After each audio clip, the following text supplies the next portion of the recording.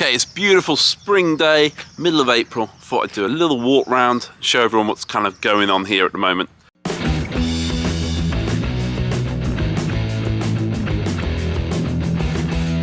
Okay, it's the middle of April, it's a beautiful day, the sun is shining, and I thought I'd do a little tour of what we've got going on around the homestead and the kind of things that we've got growing at the moment and how everything's doing after this very wet winter.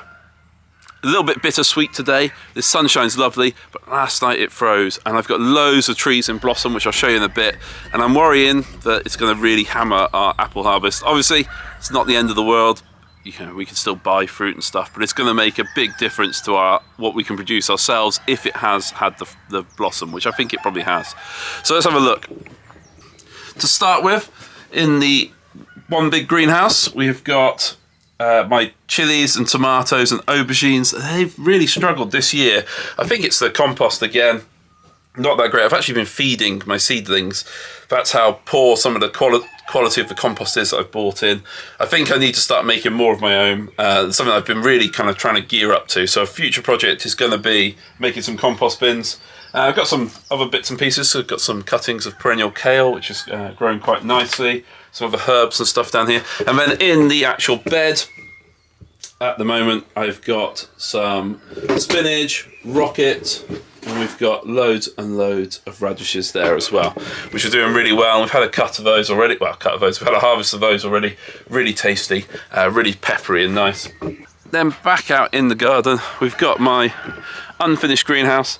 This weekend I got a bit done. I got the frame put up on top of the base. You might have seen the base video already.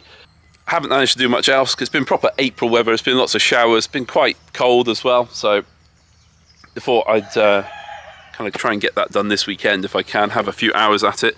Down in the garden, I've got some beds of stuff in. So I've got my garlic. So I've got 2 beds of garlic in. Unfortunately, we're getting this allium leaf miner, which seems to be hammering our alliums. So the allium leaf miner kind of lays its eggs and it buries into your alliums. So last year it did affect my leeks really badly. So I've been having to net stuff. So I've bought some EnviroMesh, which seems to be the best stuff. It doesn't break down in UV, which is really important. So I'm trying to get that going. Here we've got a bed of shallots. I've got some parsnips. They haven't quite germinated. They're not far off. I put them under some boards there to keep the moisture in on these hot sunny days that we do occasionally have. I've got some old garlic there, needs to come out. And we've got some kale and stuff that's gone to seed we've been eating. Under here, under this one, we've got some beetroot, which is looking pretty good actually. Pretty pleased with that. I've just put that under a fleece, as much to stop the pigeons as to stop the cold. And another bed of shallots there. Down here it's been so wet, but I've not done anything yet. I need to weed this and pull stuff out. And I've actually ordered some sweet chestnut now to put some raised beds in here. So just 6 inches high. And I feel like it'll give me a bit more of an opportunity to let stuff drain out a bit quicker. I know some people are dead against raised beds, and I kind of am. It's a lot of extra effort for not that much gain, but I feel like it's really worth it down here. I'm just going to have an area that I can't really use, which is a bit of a pain. But yeah, I've been getting stuff tidied up slowly. Trying to spend an hour or so a day just getting beds ready and planting a few things out. I've got some stuff here that's ready to go out, so I've got some on my wheelbarrow. I've been wheeling it in and out. It's been really handy actually. I've really quite enjoyed using that. But there I've got some peas, beans ready to go, and some kohlrabi and some cauliflower as well. So hoping I can get those out in the next couple of days. It's meant to be cold again tonight and then warming up ever so slightly, so I'm probably going to leave it another day until I get them out. But it doesn't mean I can't prepare the beds. The polytunnel, oh, so pleased I cleaned the polytunnel. It's just looking, it just feels so much better. I didn't realise how dirty it was, I don't think. But you can see in here, I've got this set up of my seedlings. It's looking pretty cool. I've got some more seedlings to come down here. I've gone really heavy on the herbs this year. Never seem to have enough herbs. So I thought, I'm going to grow some more. Got lots of herb seedlings in. Got some more peas over there, which are going to go in the polytunnel actually. And over here, we've got a few crops, not much. Down here, I've got some lettuces growing. Got some parsley. I've got 2 rows of turnips in. And I've got this winter purslane, which is just how chunky those leaves are. I just love them. Like quite meaty. Really nice. Really nice. I've still got this kale as well. This is my perennial kale and it's gone to seed this year, so That's why I've taken so many cuttings and trying to get some more going. I think putting it in the polytunnel shortens its lifespan a little bit. There's extra heat and things. But it's been really good. I mean, it's so tasty. It doesn't, I don't think it travels very well, so I don't think you can do it as a commercial crop. But for a home grower, I can't think of a better kale to have really than this perennial kale. Absolutely brilliant. And down here, so this is what I'm worried about. I mean, it looks gorgeous, doesn't it? All the blossoms out. But last night, I mean, in the greenhouse it didn't quite get below freezing, even though I brought my stuff in every night, and that's why it's all on trays. But there was frost on the leaves down here. This morning there was frost on the glass on the greenhouse. I had to defrost the truck before we went to school. So I am worried that some of this blossom's been had, although there are some unopened ones.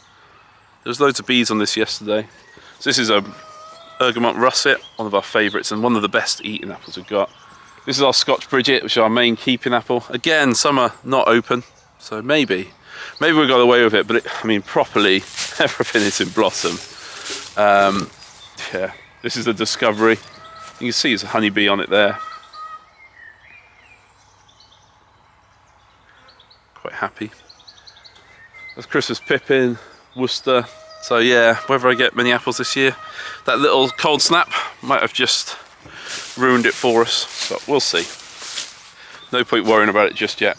So one thing in the polytunnel, which was good, so me and my daughter hand pollinated our peach tree, and you can see there's hundreds of embryonic fruits on there. So I'm really looking forward. We're gonna have to thin them. There's just so many on there. It's absolutely superb. Really did work. It's a nice little thing to do together as well, actually. So hoping we'll actually get some peaches for the first time. I think that's its 3rd year in. And I'm never going to let it get big. It's in the polytunnel after all. But it'd be quite nice just to have a little harvest from it. Fresh peaches, English peaches. Oh, best jam I ever made was with English peaches on a job I was working on. They had one in a greenhouse. But the frost didn't get everything.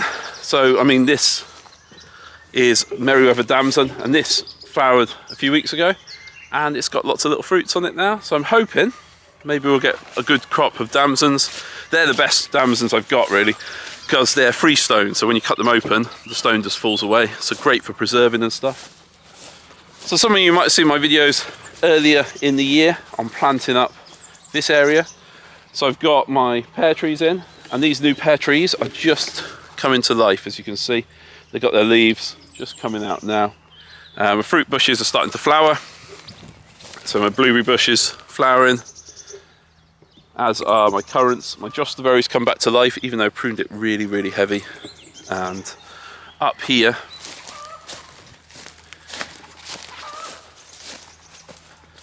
my gooseberry hedge. Every gooseberry bush is alive, which is good, and just growing away nicely. Now, obviously not expecting any fruit from this for a couple of years, but in a couple of years' time, I'm hoping for some really good crops. And then over here, my main bit of soft fruit garden. Got my black currants and my gooseberries. There's a horrible jostaberry at the top. I pruned these really heavy this year because I didn't do it the year before, and they're already looking more healthy, more light and airy. They're just about to start to flower, so I'm looking forward to using those. You see my cordon apple trees all in blossom. So if this frost comes again tonight, I don't hold that much hope of a good apple harvest, but such is life, isn't it? Now, there's been a few negative things. One is the guys working on the road over there. I don't know if you can hear it in the background. But they're closing the road, the main road to our place, for a month. They've just closed the little road to our place for a month before that. So it's been a bit awkward getting back and forth, which isn't the end of the world. But I think this work they're doing now, they're moulding a new gas main in. I'm fairly sure they've hit some land drains, because some of the holes are full of water and some aren't. So we'll see if there's any repercussions on my bottom field, which is always wet anyway. If it's going to stop the drainage of water even more, it could be difficult. This meadow's coming back lovely. Always grows really nice. And you feel the old ridge and furrow of it as I go up and down, the lumps. Now, see, I've got this lovely big oak tree here.